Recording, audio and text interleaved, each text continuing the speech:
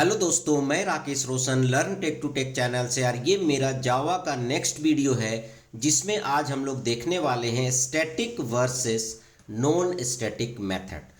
तो इस वीडियो में हम लोग देखेंगे कि जावा प्रोग्रामिंग लैंग्वेज में स्टैटिक मेथड क्या होता है और नॉन स्टैटिक मेथड क्या होता है, और दोनों को हम कंपेयर भी करेंगे।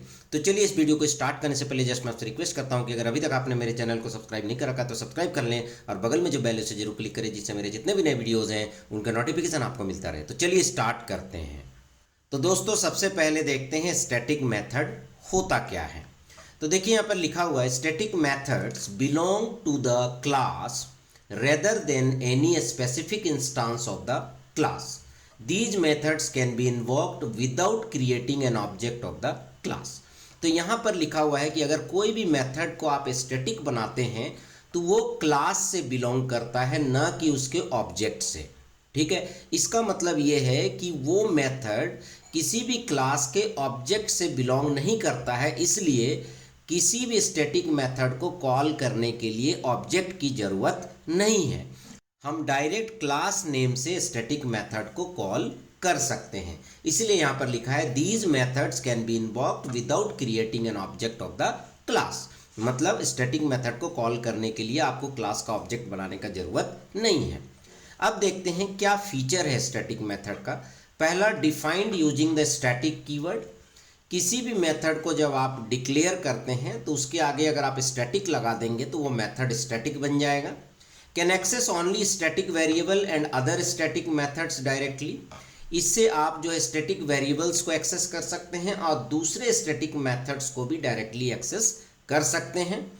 अब यहाँ पर एक बहुत ही इंपॉर्टेंट पॉइंट है कि स्टैटिक मेथड के साथ आप दिस या सुपर कीवर्ड को यूज नहीं कर सकते हैं। ठीक है, तो ये जनरली जो है इंटरव्यू में पूछा जाता है कि क्या हम दिस और सुपर कीवर्ड को स्टैटिक मेथड के साथ यूज कर सकते हैं। नहीं, कैन नॉट यूज दिस और सुपर कीवर्ड। ठीक है, अब यहाँ पर एक एग्जांपल दिया हुआ है, देखिएगा कि यहाँ पर हमने एक नॉर्मल क्लास बनाया है, ये public static void main method है, और ये हमने एक स्टैटिक मेथड बनाया है। ठीक है, और उस मेथड का नाम क्या है, डिस्प्ले। तो आप देख सकते हैं डिस्प्ले मेथड को कॉल करने के लिए मैं यहाँ पर कोई भी ऑब्जेक्ट नहीं बना रहा हूँ, डायरेक्ट मेथड का नाम लिख रहा हूँ और ये मेथड जो है कॉल हो जाएगा क्योंकि ये स्टैटिक मेथड है। ठीक है, तो चलिए देखते हैं कि क्या एडवांटेज है स्टैटिक मेथड का। तो ये है यूजफुल फॉर यूटिलिटी और हेल्पर मेथड। ये हेल्पर मेथड की तरह काम करेगा, यूटिलिटी मेथड की तरह काम करेगा, और यहाँ पर आपको ऑब्जेक्ट क्रिएट करने की जरूरत नहीं है अगर आप स्टैटिक मेथड को कॉल कर रहे हैं। ठीक है, यहाँ पर मैंने सिंपल एग्जांपल लिया है, पर एक रियल लाइफ एग्जांपल भी देखेंगे हम लोग वीडियो के लास्ट में।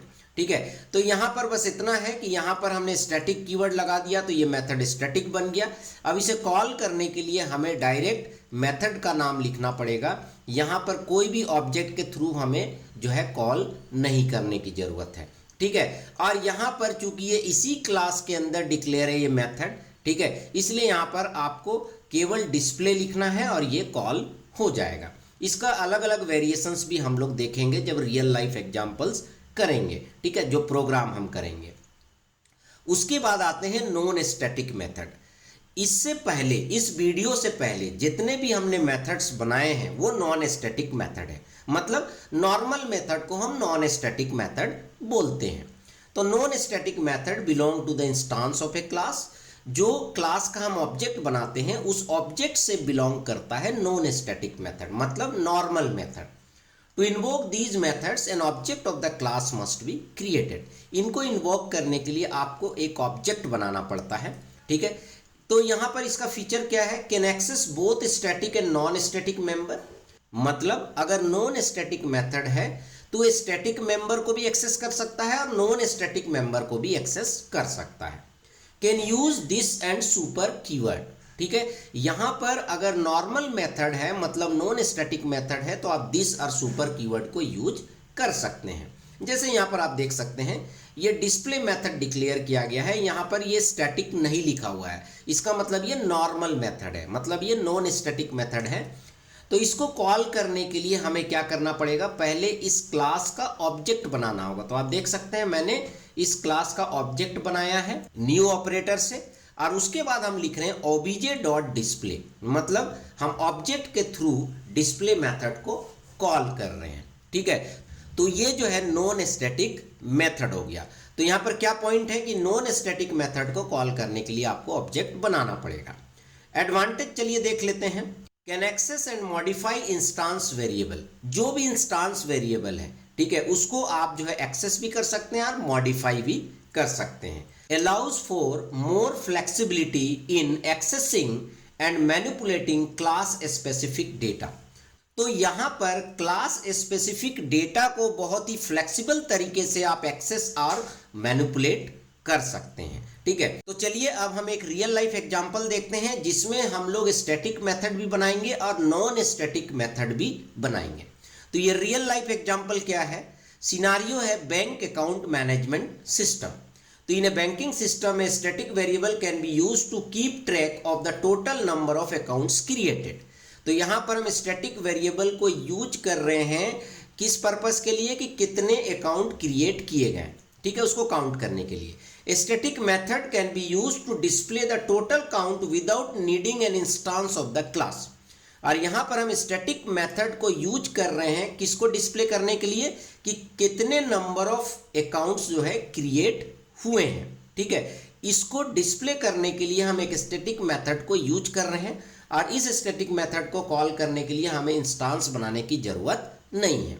तो यहाँ पर मैं क्या करता हूँ, सबसे पहले इस प्रोग्राम को कॉपी कर लेता हूँ। तो यहाँ पर मैं इसे पेस्ट कर देता हूँ। ठीक है, क्योंकि यहाँ पर मेरे फाइल का नाम io.java है, तो मेन मेथड जिस क्लास में है उस क्लास का नाम मैं यहाँ पर io कर देता हूँ। ठीक है, तो चलिए अब इस प्रोग्राम को एक एक करके हम समझते हैं। तो सबसे पहले हम आते हैं क्लास पे। तो आप देख सकते हैं यहाँ पर हमने एक क्लास बनाया है बैंक अकाउंट। ठीक है, अब यहाँ पर दो वेरिएबल है। ठीक है, इन वेरिएबल्स को हमने प्राइवेट लिया है, इसका मतलब इनको केवल हम क्लास के अंदर ही यूज कर सकते हैं। अब यहाँ पर दो वेरिएबल क्या क्या है, एक है अकाउंट होल्डर का नाम लेने के लिए और एक है बैलेंस को स्टोर करने के लिए। ठीक है, इसका डेटा टाइप स्ट्रिंग है, इसका डेटा टाइप डबल है। अब यहाँ पर हमने एक स्टैटिक वेरिएबल लिया है अकाउंट को काउंट करने के लिए कि हमारे ब्रांच में कितने नंबर ऑफ अकाउंट्स हैं। स्टार्टिंग में मैंने इसको इनिशियलाइज कर दिया है 0 से। अब हम आते हैं बैंक अकाउंट मेथड।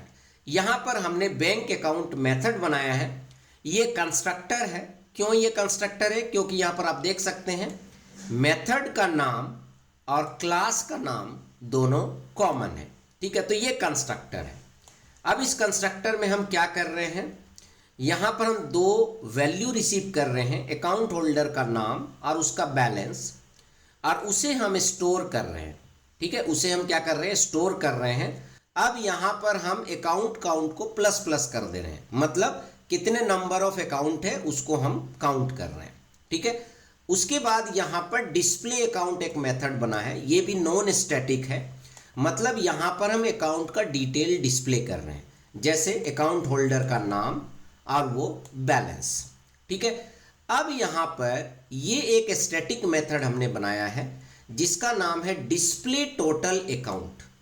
ये डिस्प्ले करेगा कि कितने टोटल अकाउंट हैं, और यहाँ पर हमने अकाउंट काउंट को डिस्प्ले किया है। आप देख सकते हैं टोटल बैंक अकाउंट क्रिएटेड और यहाँ पर अकाउंट काउंट लिखा है। तो ये अकाउंट काउंट क्या है, एक स्टैटिक वेरिएबल है। यहाँ पर आप देख सकते हैं ये स्टैटिक वेरिएबल है और इसे हम हर बार प्लस प्लस कर रहे हैं, तो कितने अकाउंट होल्डर हैं हमें पता चल जाएगा। अब यहाँ पर आप देखिएगा कि ये जो बैंक अकाउंट है ये हमारा कंस्ट्रक्टर है। तो कंस्ट्रक्टर क्या होता है कि जब आप ऑब्जेक्ट क्रिएट करते हैं तो ऑटोमेटिकली वो कॉल हो जाता है। तो आप यहाँ पर लिख रहे हैं, यहाँ पर हम 3 अकाउंट क्रिएट कर रहे हैं। हमने लिखा bank account ACC1 new operator bank account alias 5000। पहला अकाउंट क्रिएट हुआ एलाइस का जिसका बैलेंस है 5000, दूसरा बॉब का, तीसरा चार्ली का। तो ये कॉल होगा ये वाला मेथड बैंक अकाउंट मेथड, और यहाँ पर अकाउंट होल्डर का नाम और बैलेंस आ जाएगा और इस तरह से यहाँ पर अकाउंट काउंट प्लस प्लस भी हो जाएगा। ये चूंकि कंस्ट्रक्टर है इसलिए जैसे ही हम ऑब्जेक्ट क्रिएट कर रहे हैं ये कॉल हो जाएगा। अब उसके बाद हमारे पास एक नॉर्मल मेथड है display count, non static method.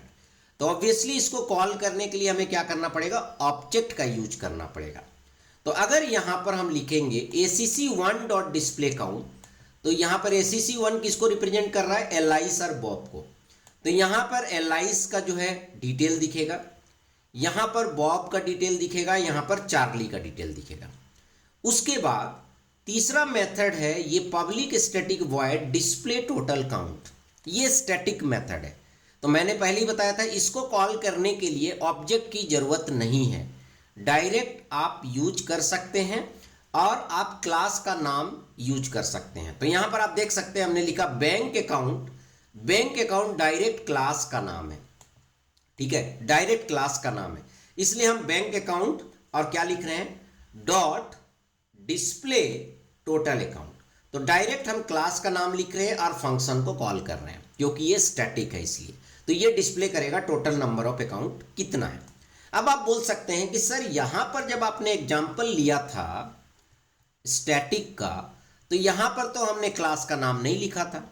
तो मैं यहां पर आपको बता दूं कि यहां पर क्या है कि ये जो मेथड डिक्लेयर है ये इसी क्लास के अंदर डिक्लेयर, आप देखिए इसका करली ब्रैकेट यहां स्टार्ट हो रहा है, यहां बंद हो रहा है, इसी के अंदर डिक्लेयर है, इसलिए आप डायरेक्ट क्या कर सकते हैं, नाम लिख सकते हैं, ठीक है। बट यहां पर क्या है, तो यहां पर जो डिस्प्ले टोटल अकाउंट मेथड है इसको आप कॉल कर रहे हैं आईओ क्लास से, बट ये मेथड किस क्लास के अंदर है, बैंक अकाउंट क्लास के अंदर है, ये किसी दूसरे क्लास के अंदर है, इसलिए यहां पर हमें उसका नाम लिखना पड़ रहा है, क्लास का नाम। बट यहां पर आपको ऑब्जेक्ट बनाने की जरूरत नहीं है। तो चलिए देखते हैं, इसे हम रन करते हैं और देखते हैं क्या आउटपुट आता है। तो आप देख सकते हैं यहां पर अकाउंट होल्डर का नाम आ रहा है, उसका बैलेंस आ रहा है, फिर बॉब का आ रहा है और फिर चार्ली का आ रहा है और लास्ट में दिखा रहा है टोटल बैंक अकाउंट क्रिएटेड 3। तो टोटल कितने, 3 अकाउंट है। सपोज दैट यहां पर मैं एक अकाउंट और क्रिएट करता हूं, ठीक है, acc4 और यहां पर लिख देता हूं मैं डॉक्टर राकेश, ठीक है, यहां पर, या फिर मैं डायरेक्ट नॉर्मल राकेश ही लिखता हूं और यहां पर मैं लिखता हूं acc4 डॉट डिस्प्ले, ठीक है, अकाउंट पैरेंथेसिस ओपन क्लोज, ठीक है। अब अगर हम इसे रन करेंगे तो आप देखिएगा कि अब 4 अकाउंट दिखाएगा, देखिए अकाउंट होल्डर राकेश भी आ रहा है और यहां पर दिख रहा है टोटल बैंक अकाउंट क्रिएटेड 4। तो इस तरह से देखा आपने कि जो डेटा अलग अलग है, जैसे अलग अलग अकाउंट का डेटा है तब तो नॉन स्टैटिक मेथड हम लेंगे, पर जो टोटल नंबर ऑफ काउंट हम कर रहे हैं ये कॉमन है, ठीक है, ये ऐसा नहीं कि स्पेसिफिक अकाउंट से रिलेटेड है, हम टोटल अकाउंट होल्डर को काउंट कर रहे हैं, तो उसके लिए हमने स्टैटिक मेथड लिया हुआ है, ठीक है। क्योंकि हमें जो काउंट करना है डेटा, वो क्लास के अंदर जितने भी अकाउंट होल्डर आएंगे सबका काउंट करना है, ठीक है। तो इसीलिए यहां पर हमने इसे स्टैटिक लिया है और हम इसे कॉल कर रहे हैं क्लास के नाम से।